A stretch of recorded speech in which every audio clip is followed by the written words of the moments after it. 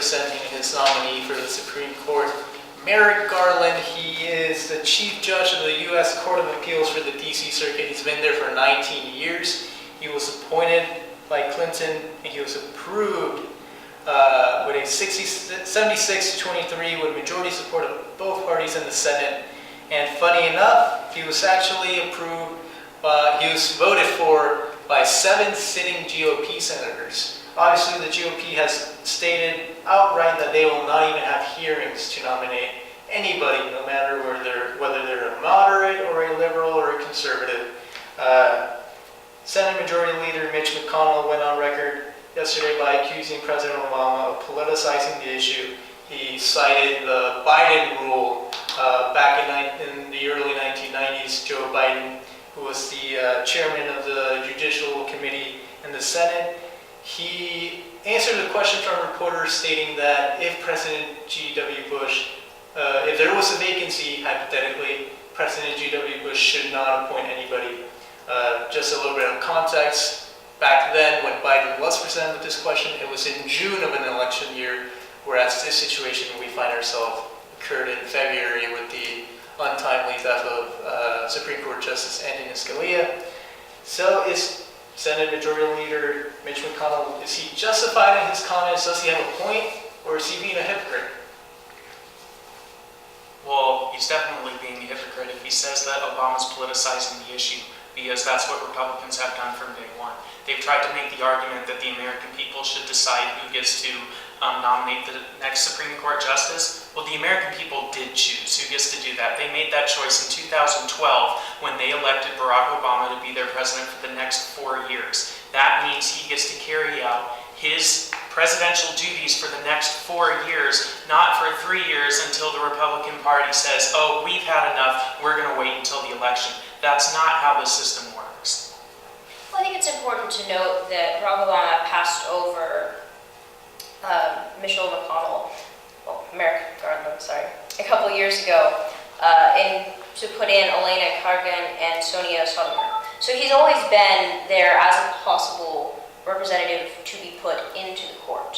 So the fact that he's putting him in now as a somewhat, he's relatively conservative, he's not super liberal as the two women are, I don't think it was really a political move at all. Some Democrats were pushing for him to put in a minority to inflame the Republicans and to make them look bad in this light, but he didn't. He chose to put in somebody who he thought they both could agree on, and apparently they can't.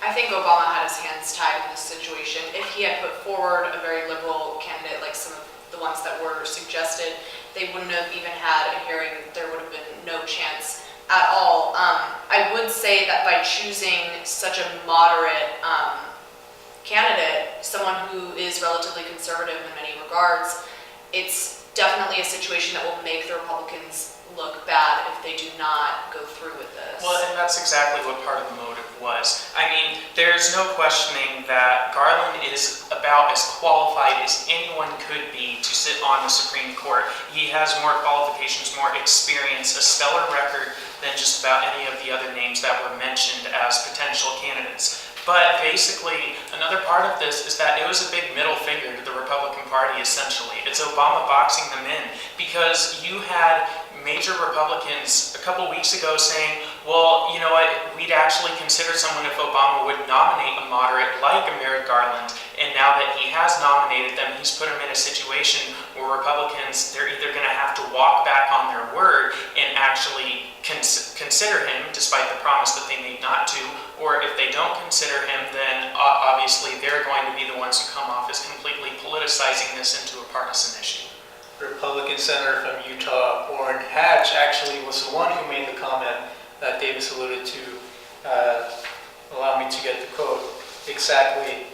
That ultimately he stated that he probably won't do that, appointing Merrick Garland, because this movement is about the election, so I'm pretty sure he'll name someone, the liberal Democratic-based one.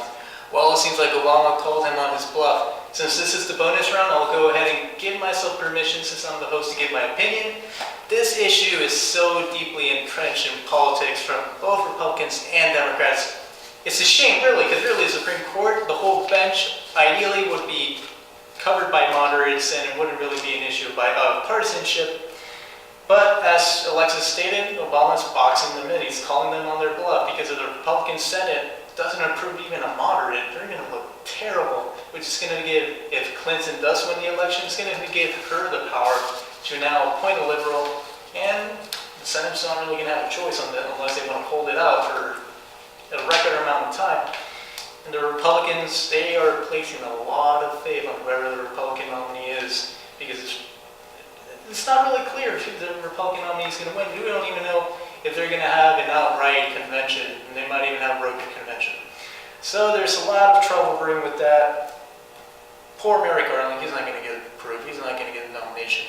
But it's certainly interesting as we go on. Did you have one last comment? Yeah, actually, it's really interesting, though, that Merrick Garland might be the best that the Republicans are going to get, though. Because, one, if the Democrats win the election and the Senate chooses not to approve Merrick Garland, Hillary Clinton or maybe even Bernie Sanders would definitely appoint someone much more liberal to the court without the pressure of this looming battle with the Republican Party. And then, say Donald Trump is the Republican nominee, and God forbid he wins the election and ends up in the White House. Honestly, we don't know who he's going to appoint. Trump has such a flip-flop history with his political stances. I wouldn't be shocked to see him put someone more liberal than conservative on the Supreme Court. We really don't know where he stands. So honestly, Merrick Garland might be the best option that the Republicans are ever going to get. Best option, but if we look at it through this political chess game, the Democrats would be very, very dumb if they did not elect a justice that was liberal. And the Republicans will also be, they would kind of just lay over and be taken if they just approved the nominee. So I guess we can't blame them. It's a shame that it's this way. But so it is. Unfortunately, pains me to say, we're going to cut the conversation here. We can argue all day, but obviously we don't have that time. So I would like to thank you for tuning in to our first episode of Let's Talk Temecula. And if you are a student in the Temecula Valley Unified School District and you are interested in getting up here and giving your opinion and shouting your voice, this is the whole point of this, to give students a voice. So please contact us at letstalktemecula@gmail.com if you want to apply and if you want to get up here. So thank you for that. Thank you if you do. Thank you for your interest. And thank you for watching.